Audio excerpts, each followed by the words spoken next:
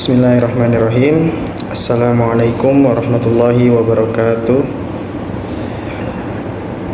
Innal hamdalillah nahmaduhu wa nasta'inuhu wa nastaghfiruh wa na'udzu billahi min syururi anfusina wa min sayyiati a'malina.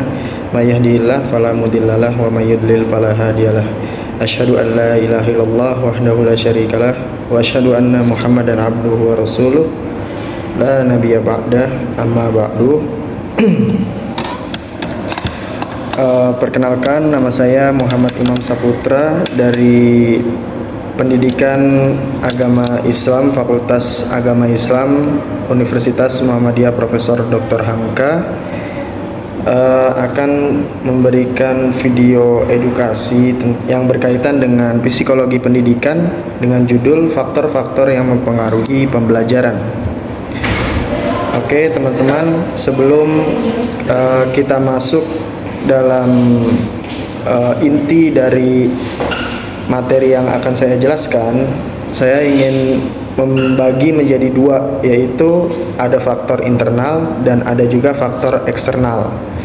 Nah, yang pertama, faktor internal ini itu ada faktor fisiologis, yaitu mencakup jasmani seseorang seperti kesehatan, kelelahan, atau kebutuhan biologis lainnya seorang siswa yang mana itu dibutuhkan oleh siswa tersebut, seperti lapar atau sakit atau konsentrasi.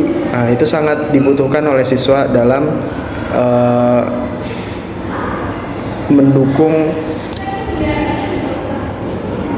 pembelajaran, karena tentunya ketika salah satu saja ada yang kurang, contohnya seperti seorang siswa tidak dapat berkonsentrasi dalam pembelajaran, itu akan memperlambat pemahaman siswa terhadap materi yang diajarkan oleh sang guru.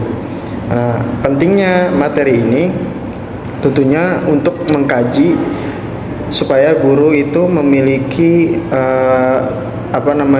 feeling atau kepekaan terhadap siswa yang mana dia mungkin sedang sakit atau sedang membutuhkan perhatian dari seorang guru. Tentunya itu sangat harus kita perhatikan di dalam proses pembelajaran. Selanjutnya ada faktor psikologis, yaitu mencakup motivasi, minat, kecerdasan, kepribadian, dan gaya belajar. Setiap siswa cenderung berbeda-beda antara siswa satu dengan siswa lainnya, yang mana motivasi siswa itu juga tidak bisa kita samakan. Ada siswa yang termotivasi karena emang dia suka melakukan hal-hal kebaikan, ada juga yang termotivasi karena dia mengambil contoh dari tokoh-tokoh yang dia sukai atau dia senangi. Semakin tinggi motivasi belajar, maka semakin besar kemungkinan keberhasilan dari siswa tersebut. Selanjutnya ada minat, yaitu siswa memiliki minat terhadap suatu mata pelajaran. Jadi setiap siswa itu menyukai mata pelajaran yang berbeda-beda. Bahkan ada siswa yang hanya menyukai satu mata pelajaran. Pentingnya seorang guru untuk mengetahui mata pelajaran apa yang disukai oleh siswa, supaya mata pelajaran tersebut itu bisa masuk dengan mudah ke siswa tersebut. Selanjutnya ada kecerdasan dan kemampuan kognitif. Individu dengan tingkat kecerdasan yang memadai akan lebih mudah memahami materi. Selanjutnya ada kepribadian dan emosi. Nah, setiap siswa pun sama seperti sebelum-sebelumnya memiliki kepribadian dan emosi yang berbeda-beda. Tidak bisa kita satukan antara siswa yang pertama dengan siswa yang kedua. Suasana hati yang stabil membantu proses belajar berlangsung dengan lebih baik. Nah, selanjutnya gaya belajar. Nah, gaya belajar pun juga sama dengan yang sebelumnya, yaitu setiap siswa memiliki gaya belajar yang berbeda. Setiap individu memiliki gaya belajar yang berbeda, seperti visual, auditori, atau kinestetik. Itu tidak bisa kita satukan, tidak kita bisa samakan.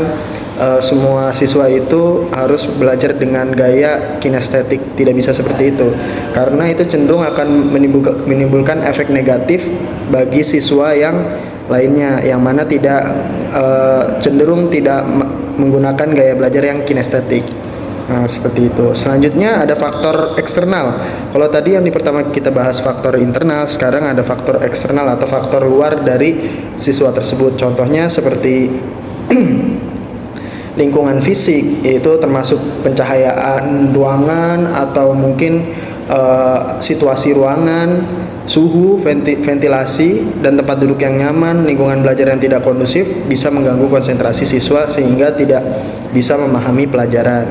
Selanjutnya ada lingkungan sosial. Nah, lingkungan sosial ini termasuk interaksi dengan guru, teman, terus habis itu keluarga, orang tua, masyarakat sekitar, itu supaya siswa itu cenderung merasa dihargai dan dia termotivasi kembali untuk mempelajari pelajaran yang akan datang, seperti itu. Selanjutnya juga ada faktor instruksional atau pengajaran. Cara guru mengajar, metode yang digunakan, serta media pembelajaran yang dipilih sangat mempengaruhi hasil belajar siswa tersebut, seperti penggunaan teknologi atau penggunaan alat dan taktik atau trik dalam pembelajaran yang mendukung, seperti itu. Selanjutnya yang terakhir ada kurikulum dan bahan belajar, yaitu materi yang terlalu padat atau tidak sesuai dengan tahap perkembangan siswa bisa menjadi hambatan. Oleh karena itu penting bagi pendidik untuk menyusun kurikulum yang fleksibel dan relevan. Bagi kita calon pendidik, menyusun atau mempersiapkan pembelajaran ini sebelum memasuki kelas itu sangatlah penting karena sangat mempengaruhi pemahaman siswa. Jika materi yang diajar itu tidak sesuai dengan jenjang pendidikan atau jika siswa belum siap untuk menerima materi tersebut, maka materi tersebut tidak akan berguna atau tidak akan efektif, tidak akan memberikan hasil yang maksimal, seperti itu. Oke, mungkin itu saja yang bisa saya sampaikan.